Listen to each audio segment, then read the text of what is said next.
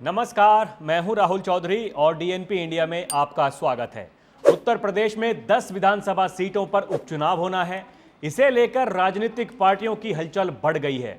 सभी दल साम दाम दंडभेद के हथकंडे अपनाकर उपचुनाव की 10 सीटें जीतना चाहते हैं।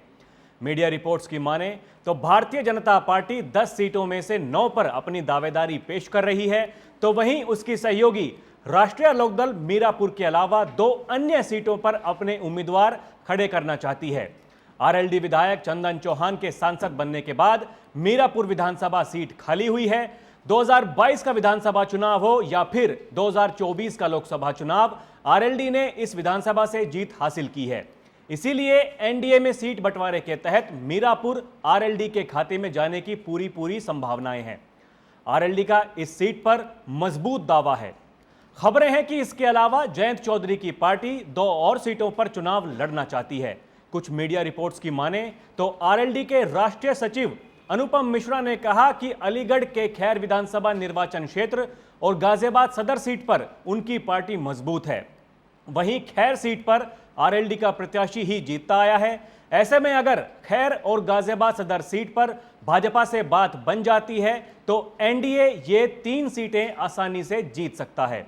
अनुपम मिश्रा ने बताया कि आरएलडी अपना विस्तार कर रही है, जिसके चलते संगठनात्मक बदलाव भी किए जाएंगे। हमारे ऐसे कार्यकर्ता जो निष्क्रिय हैं या फिर किसी दूसरे दल में चले गए हैं, उनसे संपर्क साधा जाएगा।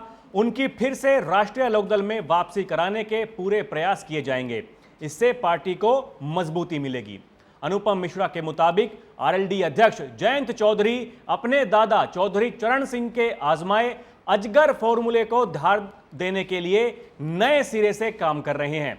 अजगर फॉर्मूले का मतलब है कि राष्ट्रीय लोकदल अहीर, अनुसूचित और अगड़ा समाज के अलावा जाट, गुर्जर और राजपूत समुदाय को अपने साथ जोड़ने का काम करेगी। आरएलडी के राष्ट्रीय सचिव अनुपम मिश्रा ने कहा कि अजगर को साधने से पार्टी का राजनीतिक कद और बढ़ेगा और इससे राष्ट्रीय जनतांत्रिक गठबंधन यानी एनडीए को भी ज्यादा मजबूती मिलेगी। आपको बता दें कि आगामी उपचुनाव के लिए निर्धारित 10 विधानसभा सीटों में से 2022 के चुनावों में 5 सीटें समाजवादी पार्टी ने जीती थीं, 3 सीटें बीजेपी ने और एक सीट उसके एनडीए सहयोगियों निषाद पार्टी और आरएलडी ने जीती थी। अब तक आरएलडी की मीरापुर और खैर 2 विधानसभा सीटों पर दावेदारी बताई जा रही थी, लेकिन अब इन खबरों के बाद सियासी गलियारों में नई चर्चाएं शुरू हो गई हैं।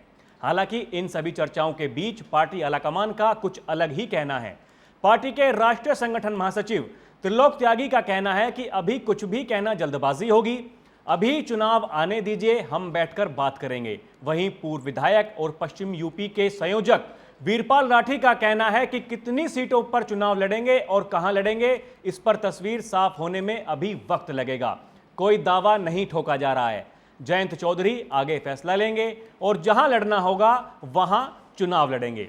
इस विषय में हमने भी आरएलडी के संगठन महासचिव त्रिलोक त्यागी से बात की तो उन्होंने बताया कि हम पश्चिमी यूपी में उपचुनाव की तैयारी कर रहे हैं, संगठन को मजबूत करने की तैयारी चल रही है, लेकिन कितनी सीटों पर दावा होगा उसमें अभी कुछ भी कहा नहीं जा सकता।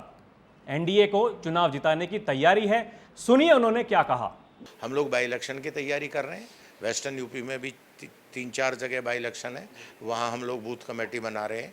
अपने लोगों की मैंने जिम्मेदारी लगा दी है, वो संगठन को मजबूत कर रहे हैं और चुनाव को लड़ेंगे। जो भी एनडीए में जहाँ लड़ेगा उसको जिताने का काम करेंगे। तो उत्तर प्रदेश की 10 विधानसभा सीटों पर उपचुनाव होना है और इसमें 3 सीटें पश्चिमी यूपी की हैं, लेकिन सीटों के बंटवारे को लेकर अभी केवल कयास ही लगाए जा रहे हैं। अभी कुछ भी तय नहीं हुआ है। बहरहाल जो भी होगा उसका रहेगा इंतजार। अभी के लिए इतना ही। आप देखते रहें डीएनपी इंडिया। नमस्कार।